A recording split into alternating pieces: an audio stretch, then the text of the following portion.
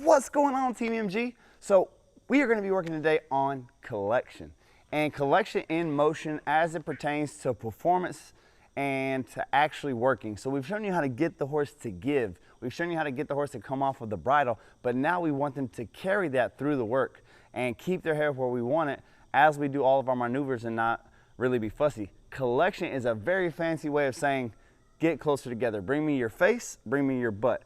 Depending on what discipline that you do, collection is going to look different. If I was to be gaiting this horse, I would be picking his head up, his nose in, and driving his butt under, and that's collection. If it's a dressage horse, I'm driving him up, I'm driving him in, bringing his front and his back together, and that's collection. If I am a Western pleasure horse, I'm going to drop his head into the dirt as low as I can get it and pick his ribs up, and that would be collection. Basically, it's just making the horse as compact and as athletic as possible. Think about any sport that we play as human beings. It has whether you're playing tennis or football or everything has to do with us lining up, getting our feet underneath us, bending our knees, dropping our hips, getting up under ourselves. Collection in horses is the exact same thing. Now, there's small changes depending if you're playing football or tennis or baseball or about to swing a bat, how your collection works, but it's basically the same thing. Getting your springs loaded, getting your butt under you, bending your knees. Well, for horses, it's the same way. So this guy, I've been working a lot. This is Fandango, and I've been working a lot on getting him one-handed. So collection at one-handed, one of the easiest things you could do. By this time, we have a finished bit, which is just a soft bar bit, an English bit. And I'm going to look to drive him in. So look as I pick up those reins, how he stays behind that bridle there. And I'm going to squeeze him forward here. And I'm going to look for him to stay behind my bridle here.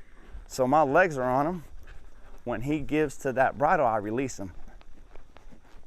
Another thing that's, if you're looking to drop your horse's head, and really, for most things that I do, if I'm really looking to get that horse's butt underneath them, I'm looking to sit back and squeeze my legs to get him underneath him. So for him, I want him to look like something I've never seen. I want him to look like a Western Paso. Well, if I want him to look like a Western Paso, I'm gonna have to ride him like a Western horse. So the more that I sit back here like this and drive him with my legs into my hand and then release him, you see how that trot is getting quieter, is getting slower.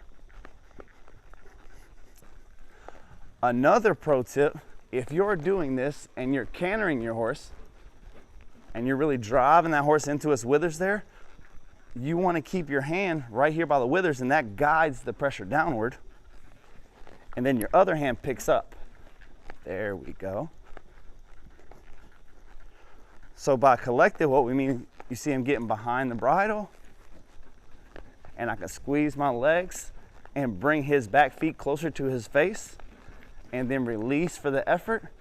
The other thing that's important to remember is when you start collecting your horse, they're not going to be able to hold it for a very long time. First, you have to make them understand what you want, and then once they understand what we want, we can start asking for it more and more. So look how whenever he kind of loses his attention and his head goes somewhere else, I'll drive him into that again. And as I start bringing him around here, I mean, it's 6 in the morning, it's nice and cool. He's kind of a little inconsistent. As he warms up and he realizes, okay, it's work time, I need to stay inside that bridle, he's going to get more and more consistent. Now watch as I ask him to canter, how I'm not going to give him any reins to canter. I'm going to expect him to be able to do that. I'm going to expect him to be able to do that right inside the frame, and that's what collection is. So much whenever we're colt starting, we're giving the horse their face, letting them carry themselves however they want. Whenever we start getting the horses more finished, we don't want the horse to be able to drive, stay under itself.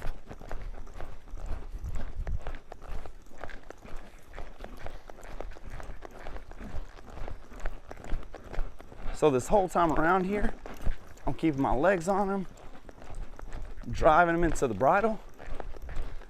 And a lot of gaited horses have a hard time with this. The reason being is whenever you collect them in the canter, they think that they want gait, especially a national champion gaited horse like Fandango here. So we worked hard and long on me being able to squeeze my legs and drive him up into that bridle and stay cantering. Because before he wanted to break into a gait. But we've just been pretty persistent. Whenever we're gonna stop, oh, look how we just take our legs off, and even in the stop to back up to everything, his face stays behind that bridle. The collection just means face, butt together. As I'm making him more and more of a Western horse, I'm keeping that hand low, I'm driving that energy down. If I was gonna make him a gaited horse, my hands would be up here, and you would see that in the gaited series, but it's the same collection. It's stay away from my bridle and trust my legs whenever I try to drive you into it. So if I squeeze my legs, but I don't give you any reins, that means I want your butt underneath you. Now that he's starting to accept that at the canter, now I can start cantering him pretty consistently. Before, I would have to drop his head and just give him the freedom to go at whatever speed he wanted so that he would keep his head down and relax and stay cantering. Now he's allowing me to collect him, and you'll see as the performance series goes on, I will start getting better and better with him about him being consistent and really looking like a Western horse that I can drive my legs into the reins. What do I mean by that? Is every transition up or down, I'm not gonna give him his face to do it. It's so much easier to draw a line in the sand and say, hey, as long as you're behind this line, it's a lot easier. If I give him his reins and he gets uncollected, he gets all stretched out, and then I grab him by the face and I try to slow him down by pulling him backwards, he's gonna be upset with that, and it's not fair to him. Even whenever I ask him to walk off, I'll collect his face first and then ask him to walk off. As you get your horses more finished, show them where you want their face, show them where you want their body before you ask anything of them. So me putting his face right here and then saying, hey, can you trot? So right there, I squeezed him into a trot. Stop, oh, take my legs off, stop him. I'm backing him. I'm turning him. I'm asking him to walk off. The reason I'm calling this out to you and telling you that is, because look at how I kept him collected the whole time. Now soon he's gonna be able to do all of that on that loose rein just like that. But for now, I wanna be able to drive him into the bridle and not have him wanna gate off just because we're holding him. That's all collection is, guys. If you can get that horse's head and butt closer together and you can get them comfortable, so like this bit here is real smooth and real soft, where everything with knots or a twist or this, that, and other is to really get the horse off of the bridle, is really get the horse not to pull on your reins. Whenever you put something soft or you put something with a French link, anything like that is built to drive that horse into the bridle. And his point of collection, we're trying to make him comfortable and make him at ease with being on that bridle. Guys, thank you so much for watching the video, and I'll see you on the next one.